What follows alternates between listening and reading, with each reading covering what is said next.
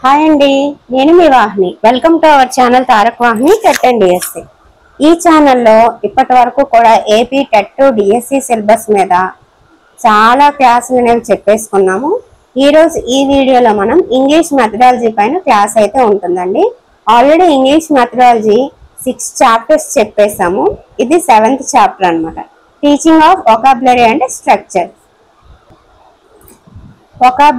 Vocabulary కానీ structures కానీ మనకి స్కూలింగ్ ఏజ్ లోపు అంటే 10th లోపు 3000 వర్డ్స్ అనే వొకాబులరీకి సంబంధించి వచ్చి ఉండాలి.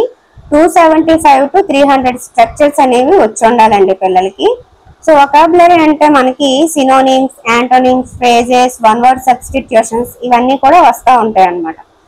ఈ వొకాబులరీ అనేది 3 టైప్స్. అవి active vocabulary, passive vocabulary, ad hoc vocabulary అన్నమాట. యాక్టివ్ వొకాబులరీ అంటే ఏంటంటే మనకి నిత్యం తెలిసిన పదాలు అన్నమాట. బాగా మాట్లాడుతుంటాం, రాస్తూ ఉంటాం, వాటిని యాక్టివ్ వొకాబులరీ అంటాం. ప్యాసివ్ వొకాబులరీ అంటే వినేవి, చదివేవి అన్నమాట. వాటిని ప్యాసివ్ వొకాబులరీ అంటారు. అడ్హాక్ వొకాబులరీ అంటే ఇవి మనము రియల్ లైఫ్ సిచ్యుయేషన్స్ లో యూజ్ చేయమన్నమాట. ఎప్పుడు కూడా అవి కేవలం టెక్స్ట్ బుక్స్ లో ఉండడానికే పనికొస్తాయి, కానీ నిజ జీవితంలో మనం ఎక్కడా కూడా ఏ సందర్భంలోనూ ఈ వొకాబులరీని వాడము. ఇవేంటంటే శాస్త్రీయ నామాలు ఉంటాయి కదా, సైంటిఫిక్ నేమ్స్ అంటారు. అవన్నీ కూడా ఈ అడ్హాక్ వొకాబులరీలోకి వస్తాయి అన్నమాట. సో ఎగ్జాంపుల్ ఏంటంటే మ్యాంగోని మాంజిఫెరా ఇండికా అని అంటాం కదా, అదనమాట. సో యాక్టివ్ వొకాబులరీ ఏంటంటే దానికి ఎగ్జాంపుల్ నిత్య జీవితంలో మనం డైలీ వాడుతూ ఉంటాము, అవన్నీ మనకి తెలిసిన పదాలేనమాట. అటువంటివి యాక్టివ్ వొకాబులరీ. ఎగ్జాంపుల్ చెప్పాలంటే ఇప్పుడు ఫ్రెష్ అనే వర్డ్ మన అందరికీ బాగా తెలుసు కదా. ఫ్రెష్ అనే వర్డ్ మనం వాడుతుంటాము, రాస్తుంటాం, మాట్లాడుతుంటాం, బాగా మనకు తెలిసిన పదం అన్నమాట. కానీ ఆ ఫ్రెష్ కి ఇంకొక పదం కూడా వాడుతూ ఉంటారు, వింటూ ఉంటాము, చూస్తూ ఉంటాము, చదువుతూ ఉంటాము. అదే లష్, LUSH, లష్ అన్నమాట. ఫ్రెష్ కి లష్ అని అంటారు. కానీ లష్ అనే వర్డ్ ఎంతమందికి తెలుసు? చాలా తక్కువ మందికి తెలుసు. చదివే వాళ్ళకి తెలుస్తుంది, వినేటప్పుడు చూస్తూ ఉంటాం అన్నమాట. సో అది అన్నోన్ వర్డ్స్ కిందకి వస్తుంది. అది ప్యాసివ్ వొకాబులరీ అన్నమాట. కానీ ఫ్రెష్ అనే వర్డ్ అందరికి, చిన్న పిల్లలతో సహా అందరికీ తెలిసిన పదము, అందరూ వాడతారు, మాట్లాడతారు అనమాట. సో అది యాక్టివ్ వొకాబులరీ అన్నమాట. ఓకేనా? అడ్హాక్ వొకాబులరీ అంటే అసలు పూర్తిగా వాడము రియల్ లైఫ్ సిచ్యుయేషన్స్ లో అన్నమాట. జస్ట్ టెక్స్ట్ బుక్స్ లో ఉంటాయి అంతే.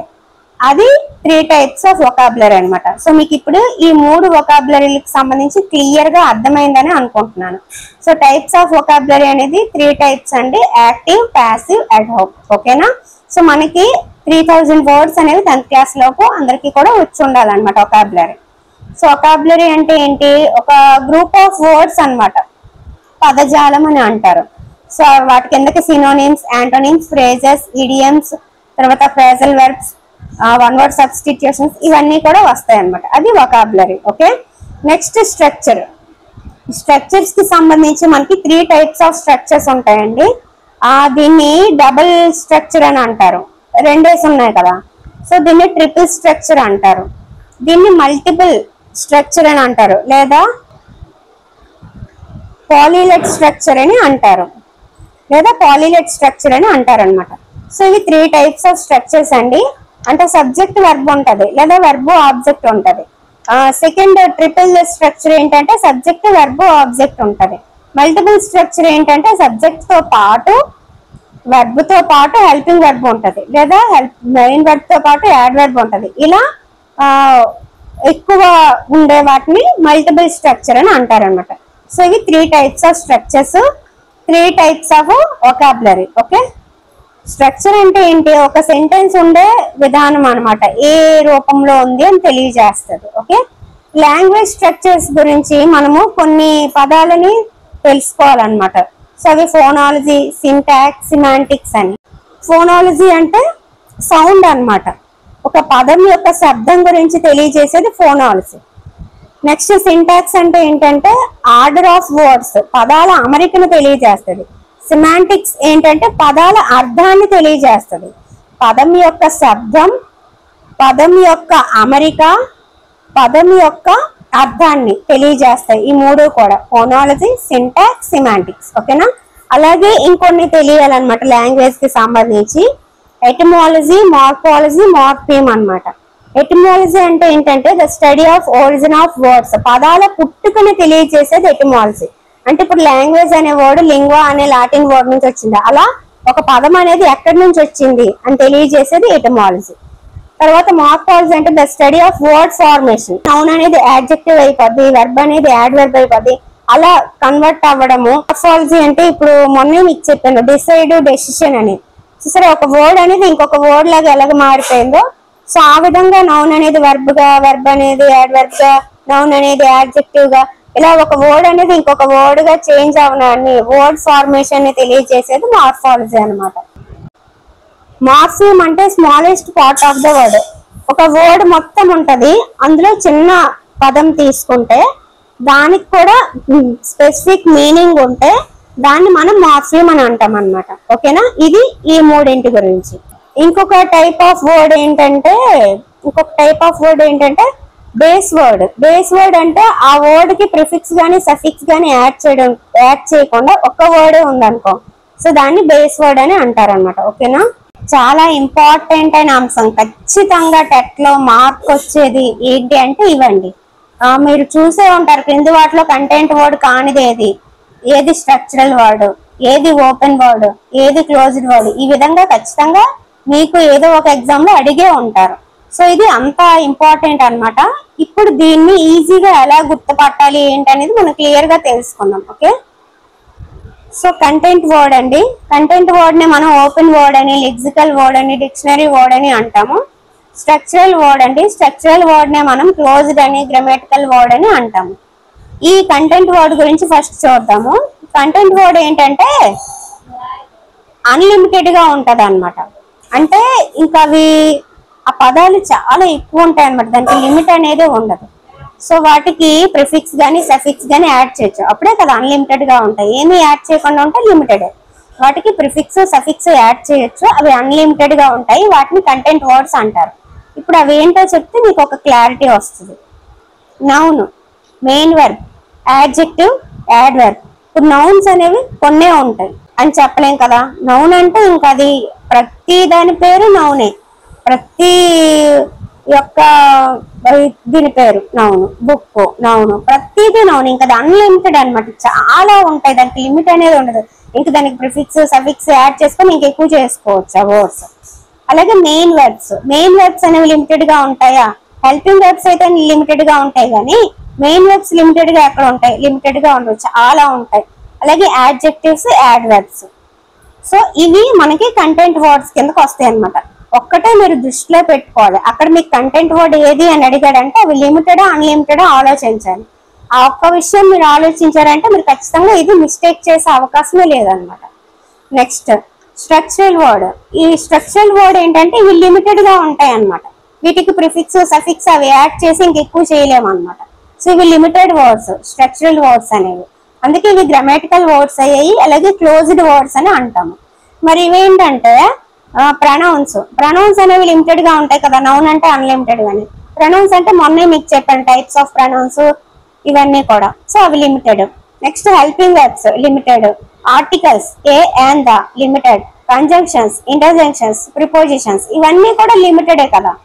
సో అక్కడ మీకు ఎప్పుడైనా సరే ఒక క్వశ్చన్ లో ఇది కంటెంట్ వర్డా స్ట్రక్చరల్ వర్డా అని అడిగాడంటే ఆ వర్డ్స్ అన్ని చూసి అది నౌనా ప్రొనౌనా, అది వర్బా హెల్పింగ్ వర్బా, అది ఆర్టికల్ యాడ్జెక్టివా, ఇలా చూసుకొని అది లిమిటెడా అన్లిమిటెడా అని మీరు ఆలోచించగలిగితే మీకు వచ్చేసినట్టే మార్క్. ఓకేనా, సో ఇది కంటెంట్ వర్డ్ కోసం, ఇది స్ట్రక్చరల్ వర్డ్ కోసం. మీకు ఈ రెండు కూడా క్లారిటీగా అర్థమయ్యాయని అనుకుంటున్నాను. నెక్స్ట్ సో టీచింగ్ ఆఫ్ వొకాబులరీని టీచ్ చేసేటప్పుడు 3 స్టేజెస్ ఉంటాయి అన్నమాట. So selection, gradation, presentation. Selection అంటే ఏంటి? ఏం చెప్పాలి, ఏ వొకాబులరీ టీచ్ చేయాలని చూస్ చేసుకోవడం ఫస్ట్ స్టెప్, అది సెలక్షన్. నెక్స్ట్ దేని తర్వాత ఏది చెప్పాలి అని అరేంజ్ చేసుకోవడం గ్రేడేషన్. థర్డ్ ఏంటంటే అది చెప్పడం అనమాట, ఆ వొకాబులరీని ఇంట్రడ్యూస్ చేయడం ప్రెజెంటేషన్. ఆ ప్రెజెంటేషన్ అనేది మనము చాలా యాక్టివిటీస్ కృత్యాల ద్వారా చెప్పొచ్చు, అలాగే బొమ్మలు చూపించి చెప్పొచ్చు, ఆ తర్వాత సబ్స్టిట్యూషన్ టేబుల్స్ ఇచ్చి వాళ్ళకి నేర్పించవచ్చు. సో చాలా రకాలుగా మనం ప్రెజెంటేషన్ అనేది ఇవ్వచ్చు అనమాట. సో టీచింగ్ ఆఫ్ వొకాబులరీ అంటే 3 stages: selection, gradation, presentation. Choosing, arranging, introducing. Okay, clarity? Okay. Next ఇంకా మనకి వొకాబులరీకి సంబంధించి ఈ టాపిక్ కి సంబంధించి ఇంకా బాగా తెలుసుకోవాలంటే ఇంకొక 3 టైప్స్ ఆఫ్ వర్డ్స్ ఉంటాయి. అవేంటంటే హోమోఫోన్స్, హోమోగ్రాఫ్స్, హోమోనిమ్స్. హోమోఫోన్స్ పేర్లో ఉంది. ఫోనాలజీ అంటే ఇంకా సౌండ్ అని గుర్తుపెట్టేసుకోండి మీకు. ఓకేనా? సో హోమోఫోన్స్ అంటే వీటిలో ప్రొనౌన్సియేషన్ సేమ్ ఉంటుంది, స్పెల్లింగ్ మీనింగ్ డిఫరెంట్ ఉంటుంది. హోమోగ్రాఫ్స్ అంటే రాసేది ఏం రాస్తాం, స్పెల్లింగ్ రాస్తామని గుర్తుపెట్టుకోండి. ఓకేనా? సో హోమోగ్రాఫ్స్ అంటే స్పెల్లింగ్ సేమ్ ఉంటుంది, మిగతాదంతా డిఫరెంట్ ఉంటుంది. ప్రొనౌన్సియేషన్ కావచ్చు, మీనింగ్ కావచ్చు, డిఫరెంట్ ఉంటుంది. నెక్స్ట్ హోమోనిమ్స్ ఏంటంటే మీనింగ్ డిఫరెంట్ ఉంటుంది, ఈ రెండు సేమ్ ఉంటాయి. ప్రొనౌన్సియేషన్, స్పెల్లింగ్ సేమ్ ఉంటుంది, మీనింగ్ డిఫరెంట్ ఉంటుంది. అది హోమోనిమ్స్ అన్నమాట. హోమోఫోన్స్ అంటే ప్రొనౌన్సియేషన్ సేమ్, మిగతాదంతా డిఫరెంట్. హోమోగ్రాఫ్స్ అంటే స్పెల్లింగ్ మాత్రమే సేమ్ గా ఉంటది, మిగతాది డిఫరెంట్. హోమోనిమ్స్ అంటే మీనింగ్ డిఫరెంట్, ఇది డిఫరెంట్ గా ఉంటది అన్నమాట. సో ఈ రెండు ఒకలా ఉంటే ఇది డిఫరెంట్. మీనింగ్ డిఫరెంట్ అని గుర్తుపెట్టుకోవాలి, మీనింగ్ ఒకటే అని గుర్తుపెట్టుకోకూడదు, మళ్ళీ ఇంకా అది మారిపోతుంది. సో హోమోనిమ్స్ అంటే మీనింగ్ డిఫరెంట్ అని గుర్తుపెట్టుకోవాలి. ఓకే, వీటికి ఎగ్జాంపుల్స్ చెప్తే ఇంకా క్లారిటీగా ఉంటది. సో హోమోఫోన్స్ కి ఎగ్జాంపుల్ ఏంటంటే సన్. చూసారా, ఇక్కడ సన్ అనే పలుకుతున్నాం, ఇక్కడ సన్ అనే పలుకుతున్నాం. ప్రొనౌన్సియేషన్ సేమ్ గా ఉంది, కానీ స్పెల్లింగ్ సేమ్ ఉందా? లేదు. మీనింగ్ సేమ్ ఉందా? లేదు. కేవలం ప్రొనౌన్సియేషన్ మాత్రమే సేమ్ గా ఉంది. సో ఇటువంటి వాటిని మనం ఏమంటాం? హోమోఫోన్స్ అంటాం. ఇక్కడ స్పెల్లింగ్ ఏంటి? SUN, ఇక్కడ స్పెల్లింగ్ ఏంటి? SYN. ఇక్కడ సన్ అంటే సూర్యుడు, ఇక్కడ సన్ అంటే కొడుకు అని అర్థం. సో ఇక్కడ meaning different, spelling different, pronunciation మాత్రమే సేమ్ గా ఉంది. సో అటువంటి వాటిని మనం హోమోఫోన్స్ అంటాం. Next homographs. ఈ హోమోగ్రాఫ్స్ ఏం చెప్పాను? స్పెల్లింగ్ ఒక్కటే ఉంటది, మీనింగ్ వేరేగా ఉంటది, ప్రొనౌన్సియేషన్ వేరేగా ఉంటది అని చెప్పాను. స్పెల్లింగ్ సేమ్ గా ఉండేది హోమోగ్రాఫ్స్. గ్రాఫ్ అంటే గీయడం అంటే రాయడం అంటే స్పెల్లింగ్. ఇంకా అలా గుర్తు పెట్టేసుకోండి. ఓకే, సో ఇక్కడ మనం చూడొచ్చు స్పెల్లింగ్ సేమ్ ఉంది, LIV, కానీ ఇక్కడ ఇది లైవ్, ఇక్కడ ఇది లీవ్ అంటే నివసించడం, లైవ్ అంటే ప్రత్యక్షం. చూసారా, రెండిటికి ప్రొనౌన్సియేషన్ డిఫరెంట్ గా ఉంది, మీనింగ్ డిఫరెంట్ గా ఉంది, స్పెల్లింగ్ మాత్రమే సేమ్ గా ఉంది. సో అటువంటి వర్డ్స్ ని మనం హోమోగ్రాఫ్స్ అంటాం. Next homonyms. హోమోనిమ్స్ అంటే ఏం చెప్పాను? మీనింగ్ డిఫరెంట్ గా ఉంటది, స్పెల్లింగ్ ప్రొనౌన్సియేషన్ సేమ్ గా ఉంటది అనమాట. సో రింగ్ స్పెల్లింగ్ ఒకటే, ప్రొనౌన్సియేషన్ రింగే, కానీ రింగ్ కి 2 డిఫరెంట్ మీనింగ్స్ ఉన్నాయి. ఏంటది? ఒక టైంలో ఏ పీస్ ఆఫ్ జ్యువెలరీ అంటాం, అంటే జ్యువెలరీలో ఒక చిన్న పార్ట్, ఒక రింగ్ అని చెప్పి ఇది. మరి ఇంకొకటి ఏంటంటే బెల్ రింగ్, బెల్ మోగేటప్పుడు వచ్చే సౌండ్ అని కూడా అనొచ్చు. చూసారా, రింగ్ అనేది మీనింగ్ డిఫరెంట్ గా ఉంది, ప్రొనౌన్సియేషన్ స్పెల్లింగ్ సేమ్ గా ఉంది. ఇంకొక ఎగ్జాంపుల్ ఏంటంటే లెటర్ అంటే ఇప్పుడు మన దృష్టిలో ABCD ఈ లెటర్స్ అవ్వచ్చు ఒక సందర్భంలో, ABCD ఈ లెటర్స్ అవ్వచ్చు ఒక సందర్భంలో. ఇంకొక సందర్భం ఏంటి? లెటర్ అంటే ఉత్తరం. చూసారా, ఇక్కడ మీనింగ్ మాత్రమే డిఫరెంట్ గా ఉంది, ప్రొనౌన్సియేషన్ స్పెల్లింగ్ సేమ్ గా ఉన్నాయి. సో ఈ 3 మీకు క్లారిటీగా అర్థమయ్యాని అనుకుంటున్నాను. హోమోఫోన్స్ అంటే ప్రొనౌన్సియేషన్ సేమ్, హోమోగ్రాఫ్స్ అంటే స్పెల్లింగ్ సేమ్, హోమోనిమ్స్ అంటే మీనింగ్ డిఫరెంట్. ఇదన్నమాట. సో ఇప్పుడు మీకు టీచింగ్ ఆఫ్ వొకాబులరీ స్ట్రక్చర్స్ అనే టాపిక్స్ లో వొకాబులరీ ఏంటి, అవి ఎన్ని రకాలు, వాటికి ఎగ్జాంపుల్స్, స్ట్రక్చర్స్ ఎన్ని రకాలు, వాటికి ఎగ్జాంపుల్స్, అలాగే లాంగ్వేజ్ స్ట్రక్చర్స్ లో ఉండే ప్రతి ఒక్క దానికి మీనింగ్, అండ్ మనం వాడే స్ట్రక్చర్స్ లో కంటెంట్ వర్డ్ ఏది, స్ట్రక్చరల్ వర్డ్ ఏది, ఎలా గుర్తుపట్టాలి, వాటికి ఎగ్జాంపుల్స్ ఏంటి, అలాగే టీచింగ్ ఆఫ్ వొకాబులరీలో స్టేజెస్ ఏంటి, ఇంకొక వొకాబులరీలో టైప్స్, ఇవన్నమాట. సో అన్ని విషయాలు కూడా ఈ వీడియోలో మీకు క్లియర్ గా క్లారిటీగా అర్థమయ్యాయని అనుకుంటున్నాను. ఈ వీడియో మీకు నచ్చితే ఖచ్చితంగా ఒక లైక్ చేయండి, వీలైతే మీ ఫ్రెండ్స్ కి షేర్ చేయండి, మీకు ఎలా అనిపించిందో కామెంట్ చేయండి. ఫస్ట్ టైం చూస్తున్నట్లయితే సబ్స్క్రైబ్ చేసుకోండి. Okay friends, thank you.